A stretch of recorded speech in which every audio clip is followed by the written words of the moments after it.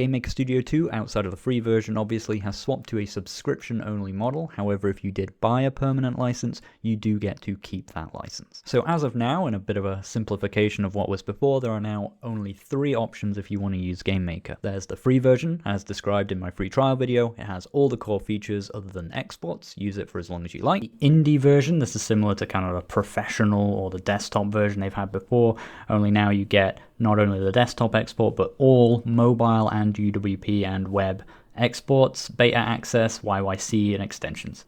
This costs about $10 a month, or about £7 in the UK. You can also buy a yearly sub for $100. Obviously that works out a bit less per month, but it's about the same up front as the old permanent desktop license, but also you get all of the web and mobile stuff as well, which is a pretty big deal because those used to be quite expensive. And then you've got Enterprise. This gets you all the console exports. Also, if you are an, as hinted, enterprising individual and you're working in a larger team, this gets you things like command line building, the ability to share multiple seats in one account, etc. This stuff is really only relevant to larger teams. The main appeal of this version to most people is obviously the console exports, but this costs something like $80 a month, or again for a yearly sub, significantly more than that. So yeah, console exporting still prohibitively expensive. Nothing has really changed there. It was prohibitively expensive before. The submodel doesn't really change anything about that. If anything, it's a little bit less, but your average developer is still going to need significant funding to put something on console. So the pricing overall is like round about the same all round, but a bit less to account for the fact that it is now like sub-based and the licenses don't last forever.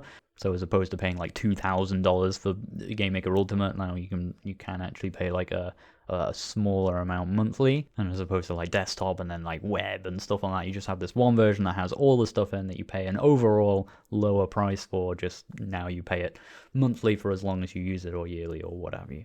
So there's all the basic facts up front. Like and subscribe. See you all next time, etc. Now for hot take part. So it feels a bit like they've tried to good news, bad news a bit with the whole free trial stuff and then suddenly this. But the long and short of it, and the sting of it, is that there's just no longer a way to buy a permanent license for GameMaker. It lasted decades longer than it probably should have, but finally, here we are. It's worth repeating that if you have a permanent license, you still have a permanent license for, and I quote, the lifetime of GameMaker Studio 2, which I would expect will last for quite some time yet. There's a lot of roadmap left to go, etc. And when GMS2 did come out, we had still a lot of support for 1.x. And I mean, even today, 1.x isn't broken, and I know people that still rely upon it to make games. It does suck to see one of the last big or moderately big pieces of software that had like a permanent license option that you could buy finally kind of yield to the winds of the industry and swap to a sub-only model. But the reality is they probably should have done this a very long time ago, and I kind of welcome the streamlining, the simplicity, and also just providing the lowest price entry rate I've actually seen for being able to export a game from GameMaker Studio 2. Sure, it only lasts a month, but it's still the lowest price point I've ever seen. Like before, it was like $40 for a 12-month creator license.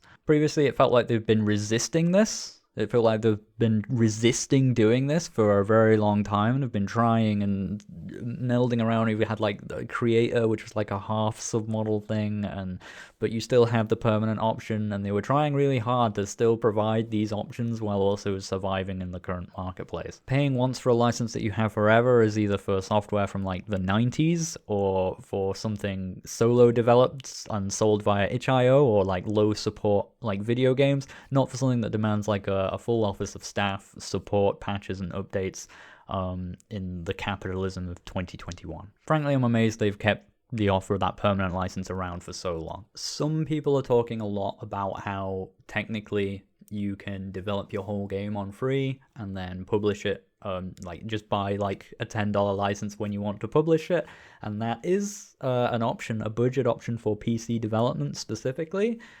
And I mentioned this in my free trial video as just sort of a thing I thought about at the time. But if you want to develop for any platform other than PC, you do need to kind of be able to test on that platform regularly. Like some people are like, oh, you can just do all the testing and fixing for HTML5 when it comes to actually shipping. No, you kind of need to be able to develop on that platform and test on that platform regularly.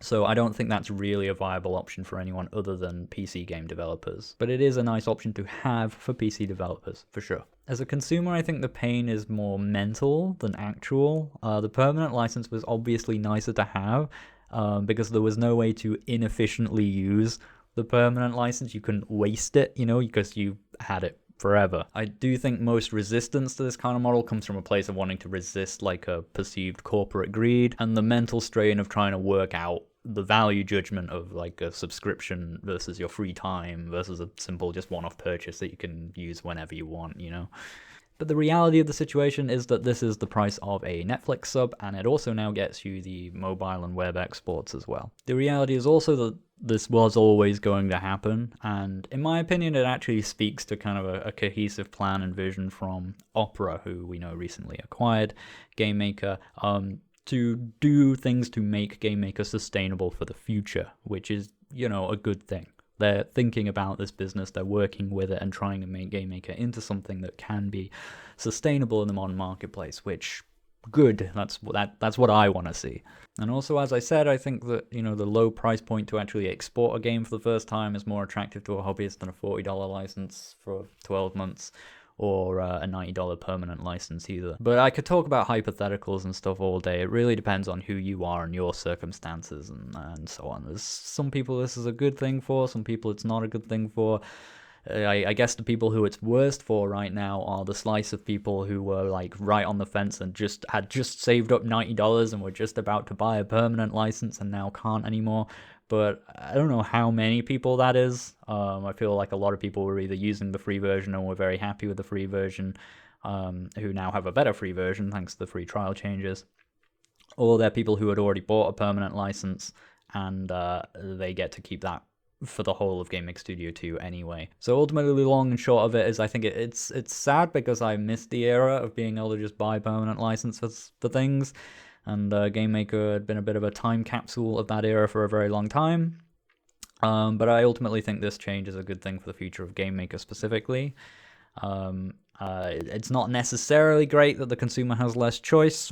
It was nice to have options, to be able to buy a permanent thing and to just not have to worry about it and just have it forever and can always go back to GameMaker if I ever want to try it again because I have a permanent license and so on.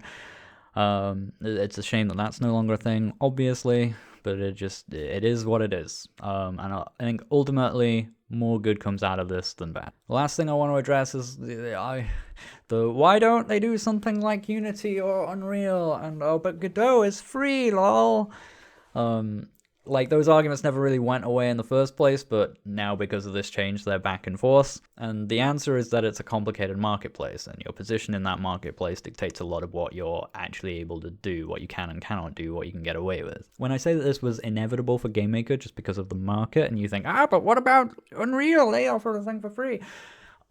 You have to understand that Unity and Unreal are in another league entirely. Unreal doesn't offer its engine for free in order to be nice to the consumer, They do it in no small part because it's extremely hard to compete with and helps them capitalize on their existing market share, and they have the muscle and backing to get away with it. They target big game companies that actually make so much money through the engine and royalties that they don't need money from others and so on. It helps them expand and grow and capitalize, and makes people make this argument of, well, Unreal is free, and it makes it very hard to compete with. That's why they do it. But without making this a 4-hour video, obviously the value judgment of like GameMaker versus something else is a bit more complicated than, well, I'll pick the free one, lol, because otherwise GameMaker wouldn't exist today. You've always had to pay for it. So let's leave it at that without digging into this one anymore. What do you think? Who am I kidding? You already told me in the comments in the first 10 seconds of this video. But if you didn't, what do you think? Leave a comment. You want to. Cheers, guys. Thank you to all my patrons, and I'll catch you all next time.